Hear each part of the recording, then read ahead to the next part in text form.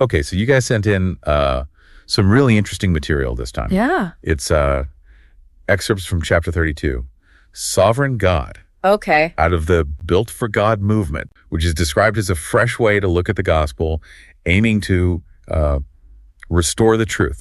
It's apparently part of a larger work called the Christian edition of the Tao Te Ching. So, yeah, pretty intriguing stuff, huh? Absolutely. I mean, talk about a deep dive, right? And you know what? For you, we're going to really zero in on this chapter's core mission, which is to explore what it truly means to have a sovereign God.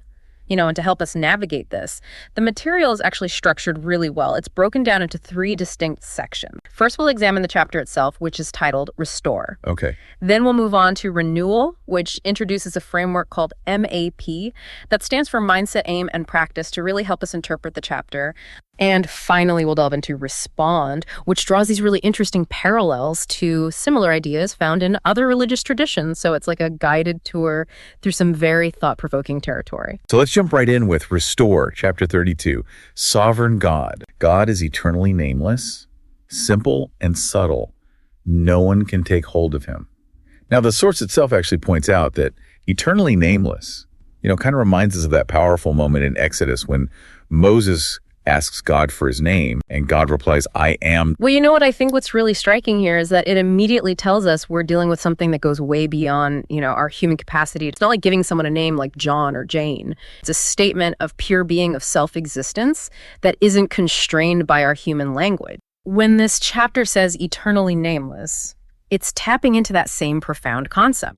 God is so vast, so foundational, that any name we try to give him will always fall short. It'll always be incomplete. And I think for you, this suggests that maybe we shouldn't get too caught up in these rigid definitions, but rather approach the divine with a sense of open-mindedness. And then it pairs eternally nameless with simple and subtle, which almost feels like a paradox to me. How can something so immensely powerful also be so simple and subtle? Well, think about it this way. Think about it in terms of creation, which the source actually touches on by referencing Colossians 1:15-17. Now, the power it took to bring the entire universe into being, it's mind-boggling, right? But the underlying principles at play, those fundamental laws of physics, they possess this incredible elegance and simplicity. The complete picture, the full understanding of how it all works beyond our grasp. It's a power that we can observe but not fully comprehend. Right. So for you, it's a reminder that true, profound power doesn't always have to be flashy or overly complicated. So right from the start, we're being cautioned against trying to, put God into our neat little boxes. Exactly. Which is a good reminder for sure. The chapter then goes on to talk about leadership. It says, if powerful leaders can hold on to God, all will worship him on their own. The heavens and earth will be harmonious. Good fortune will reign from above. People will naturally live in peace without using force. So there's this really vivid vision being painted here. What stands out to you? For me, the most significant insight here is the connection between righteous leadership and this widespread peace that emerges. Okay. The source links this back to some key biblical ideas like, the concept of good kings, like David leading to flourishing and peace, Jesus as the Prince of Peace. Right. It's this beautiful idea that when those in positions of influence, and that could be anyone really, from a head of state to a parent or a teacher, when they're truly aligned with godly principles, it has this amazing ripple effect. Fosters harmony not through control or coercion, but through inspiration. Right. It's a stark contrast to the idea of peace being imposed by force. And it suggests this kind of inner transformation within the leader that then radiates outward, creating tranquility in the community. Yeah. The source even touches upon the vision of a new heaven and new earth found in Revelation 21:1-5, where peace reigns supreme, suggesting that this kind of leadership is a step towards that ideal. So true power isn't about wielding authority, but about inspiring a natural inclination towards harmony. Exactly. That's a very different way to think about leadership. It is, yeah. For sure. Okay, next up, the chapter discusses creation and complexity. It says, in the beginning of creation, the primal simplicity differentiated with names. Different names begin to increase with complexity. One must know when to stop. Knowing when to stop prevents danger. And this really makes me think about how easily things can become so convoluted in life. It's true. And what's so fascinating here is how the source recognizes that, in the beginning, things were simple and complexity arose from that primal simplicity, as things began to be differentiated and named, as we see in Genesis 2:19-20, where Adam names all the animals. Right. But the crucial point here is that warning, know when to stop. And the source actually connects that to the biblical ideas of humility and restraint, specifically pointing to Proverbs. Exactly. How does that link play out for us? Well, think about it this way. Knowing when to stop could mean recognizing when we're overcomplicating a problem. Right. Maybe there's a simpler solution. Right. It could also speak to the importance of humility, acknowledging that our understanding has its limits. We don't need to endlessly analyze every single detail. Right. There's wisdom in restraint and not always pushing things too far and recognizing natural boundaries. Yeah. And the source suggests that, getting lost in this endless complexity, trying to dissect everything to death, it can actually lead us into trouble. Whether that's intellectual confusion, spiritual unease, or even just practical mistakes. So sometimes less is more. That's such a good point. Wisdom in knowing when enough is enough. Yeah. Finally, the Restore chapter wraps up with this very profound idea of return. It says everything is born of God and will return to him, like the rivers of the land flowing into the ocean. And it gives this real sense of purpose to everything. It does. And, the source beautifully connects this back to the biblical view of God as both the origin and the ultimate destination of all things. Referencing Ecclesiastes, it highlights this fundamental interconnectedness of everything. Right. And the idea that our individual lives are just part of this much larger journey back to that source. Yeah. The source also brings in this distinctly Christian hope of restoration and renewal in Christ. Linking it back to that vision of a new heaven and earth. It provides that comforting sense of a grand overarching narrative where everything ultimately finds its rightful place. So that's the Restore chapter laid out beautifully. Mm-hmm. Now we move into renewal and this MAP framework you mentioned earlier, mindset, aim, and practice. Yes. Let's start with mindset. The first one is embrace the mystery of God, which clearly ties back to those opening lines we discussed. It does. What's the mindset shift being encouraged here? Well, the key shift here is to move away from a need for absolute certainty, to move away from always needing to know all the answers and instead cultivate an attitude of reverence and humility. Okay. If God is ultimately beyond our full understanding, as eternally nameless suggests, and both simple and subtle, then our approach to faith should be characterized by awe rather than a demand for a complete explanation. Right. And the source reinforces this by pointing to Isaiah 55:8-9, which reminds us that God's thoughts and ways are vastly different from our own. So this mindset encourages you to be comfortable with the unknown, to find a sense of wonder in the mysterious aspects of spirituality. Yeah, that really resonates with me, approaching the divine with a sense of wonder and awe rather than trying to figure it all out. Absolutely. The second mindset is seek peace and harmony through godly leadership, which links back to those lines about powerful leaders. Yeah. What kind of internal approach does this suggest? Well, this shifts the focus to your own potential for leadership, however you define that in your life. The mindset here is one of service, humility, and making a conscious effort to align your actions with what you understand to be God's will. Okay.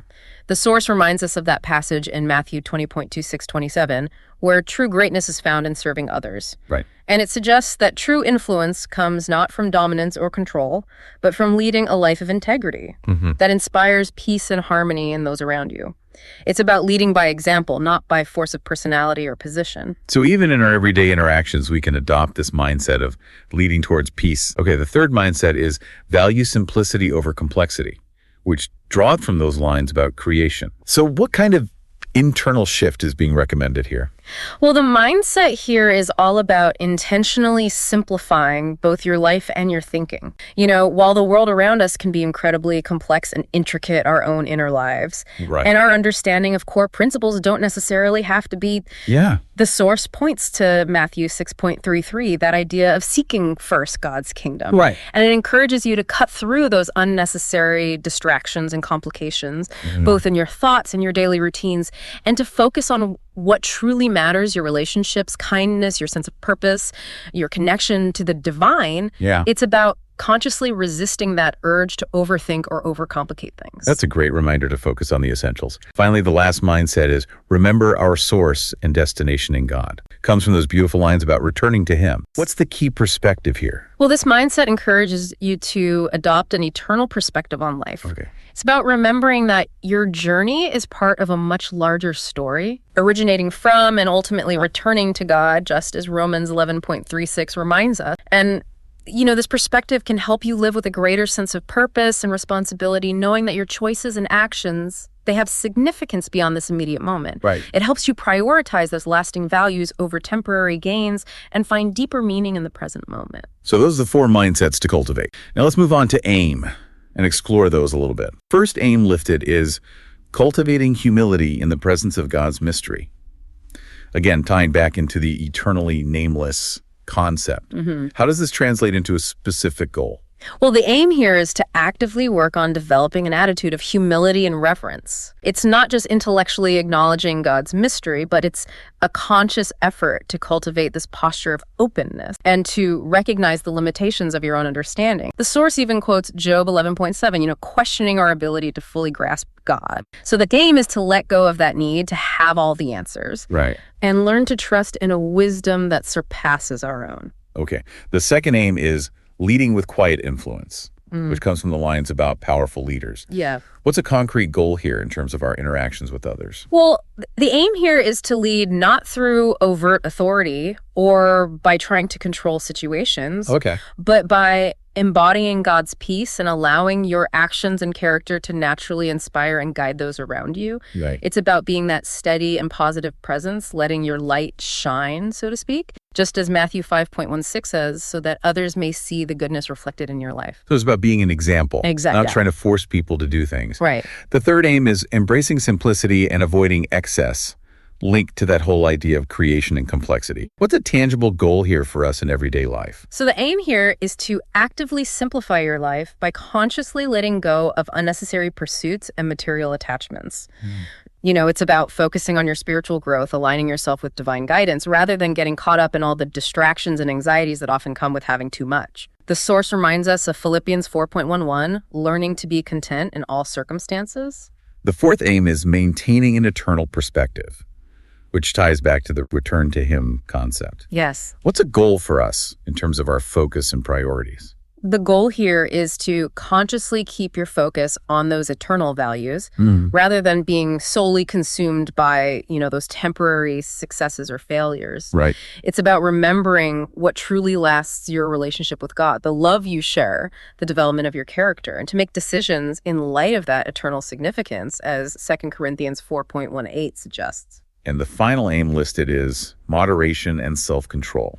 From that line about knowing when to stop, what's a practical goal for us here in terms of our habits and behaviors? The aim here is to actively strive for balance and self-control in all aspects of your life. This involves avoiding extremes and excesses that can lead to imbalance or harm. Right. And instead cultivating a sense of moderation in your work, relationships, your personal habits, reflecting that fruit of the Spirit mentioned in Galatians 5.23. Okay, so we've covered the mindsets and the aims. Now let's delve into practice and see how we can actually implement these things.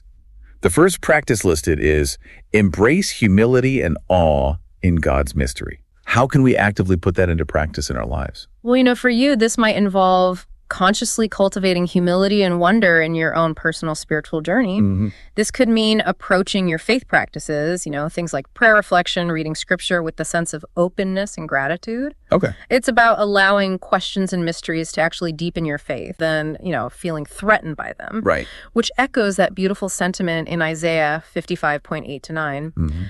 Maybe try spending a few moments each day just contemplating the vastness and wonder of the universe. Yeah. That's a great idea. The second practice is lead through peaceful influence, connected to that powerful leader's idea. What does this actually look like in our day-to-day interactions? So practicing peaceful influence means consciously choosing to demonstrate those godly values you hold dear through your actions in every interaction you have, whether you're at home, at work, or out in your community. It's about being a source of calm, compassion, and understanding. Right. Gently guiding others towards kindness and unity. Simply through your example, just like Matthew 5.16 describes, think about how you respond to conflict. Yeah. Can you respond with understanding rather than aggression? That's a good point. The third practice is live with simplicity and contentment, stemming from that whole discussion about complexity. Right. So how can we actually implement this in our daily routines? Well, for you, this could involve simplifying your daily routines, becoming more mindful about how you're spending your time. Okay. practicing gratitude for what you already have while consciously limiting your attachment to material possessions. Right. It's about focusing on those core values, faith, love, kindness, recognizing that true contentment lies beyond material wealth, as 1 Timothy 6.6 tells us. Maybe even something as simple as decluttering your physical space could be a good starting point. That's a good idea. The fourth practice is keep an internal perspective tied to that beautiful image of returning to God. Yeah. How can we make this a regular part of our lives? Well, this involves regularly reflecting on the lasting spiritual impact of your actions and intentionally prioritizing activities that nurture your relationships, build your character, and deepen your faith over those fleeting achievements. Right. It's about setting your mind on things above, as Colossians 3.2 advises. Maybe try taking a few minutes each day just to think about your values and your long-term goals. That's a great practice. And finally, the last practice is cultivate restraint and balance, which comes from that line about knowing when to stop. What are some ways we can actively do this? Well, for you, this could involve consciously exercising self-control and moderation by setting healthy boundaries in areas like work hours. It's about intentionally making time for rest, reflection, and nurturing your relationships to support a balanced and centered life. Reflecting that fruit of the Spirit we talked about in Galatians 5.2-2-3. Maybe try scheduling in some regular breaks and downtime for yourself. So that's the MAP framework for renewal laid out really well, I think. Yeah. And now we move into the final section, respond, which explores renewal and transformation and, that concept of engaging in dialogue across different traditions. The first point here is the mystery of God transcends understanding, and it revisits the eternally nameless. What's the respond element here, especially in relation to other faiths? Well, what's really fascinating here is how the source draws these parallels to other major religious traditions, like Hinduism with its concept of Brahman, Islam, where the Quran describes Allah as being beyond our complete comprehension, and Buddhism with its concept of nirvana as being ineffable. Right. All of these traditions emphasize the ultimate reality as something that transcends our limited human understanding. Yeah. And I think the respond element here is recognizing that this shared emphasis on the incomprehensible divine, it can actually serve as a bridge, fostering reverence and humility across different faith traditions. The practical application for you is to approach all spiritual paths with that same sense of humility and openness, acknowledging the limitations of our own perspective. That's a really powerful idea, finding common ground and recognizing the limits of our own understanding. It is, yeah. The next point is leading with humility and peace, revisiting the powerful leaders concept. How does this connect with other religious teachings in this respond section? Well, the source points out similar teachings in other traditions. In Hinduism, the Bhagavad Gita emphasizes selfless action. In Islam, the Prophet Muhammad's life and teachings exemplify leadership rooted in justice and peace. Right. And in Buddhism, the Buddha's teachings on compassion and nonviolence all point to a similar ideal. Right. They all stress leadership rooted in service, humility, and a genuine pursuit of peace rather than domination. Yeah. So the respond element for you is to see this as a universally valued principle across diverse spiritual traditions. The real-world application is to practice servant leadership in your own life. Focusing on the well-being of others, striving to create harmonious environments wherever you find yourself. Yeah, it's amazing to see that shared ideal of leadership across different faiths. The third point is simplicity and moderation in life from the complexity theme. What parallels does the source draw here? So the source finds echoes of this idea in Christianity itself, with Jesus' teachings on detachment from worldly possessions, in Hinduism with the Bhagavad Gita's teachings on non-attachment, in Islam, where the Quran emphasizes avoiding extravagance, and in Buddhism, with the Noble Eightfold Path's advocacy for a balanced way of life. Yeah.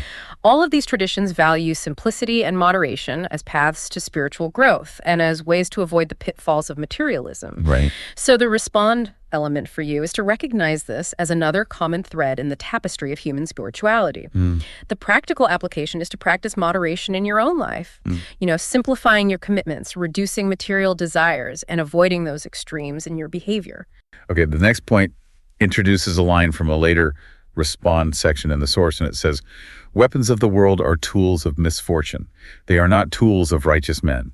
which really connects to the theme of peace we've been talking about. What parallels does the source highlight here? Well, the source draws connections to Hinduism, where the Bhagavad Gita talks about righteous action but being free from hatred. Islam, which emphasizes seeking peaceful resolutions to conflict as outlined in the Quran. Right. And Buddhism with its core principle of ahimsa or nonviolence. Yeah. The respond element here is to recognize the almost universal valuing of peace and the understanding that violence ultimately leads to more suffering. The real-world application for you is to consciously choose dialogue, understanding, and reconciliation over conflict, both in your personal interactions and in how you view the world at large. That's a message that resonates deeply across cultures and beliefs, for sure.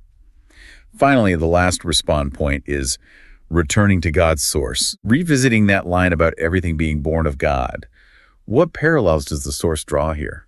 So here the source finds parallels in Hinduism with its concept of moksha, which is liberation and a return to the ultimate reality. In Islam, with the understanding that the soul ultimately returns to Allah. Right. And in Buddhism, where nirvana represents that ultimate liberation from suffering. And the respond element here is recognizing that this idea of life as a journey back to a divine source or a state of ultimate peace is a central theme in so many different spiritual traditions. So to bring it all together for you, this deep dive into chapter 32 has explored this concept of a sovereign God as it's presented in this unique blend of Christian thought and Taoist wisdom. It has. We looked at the core ideas in the Restore chapter, then delved into the practical application through that MAP framework of mindset, aim, and practice. Right.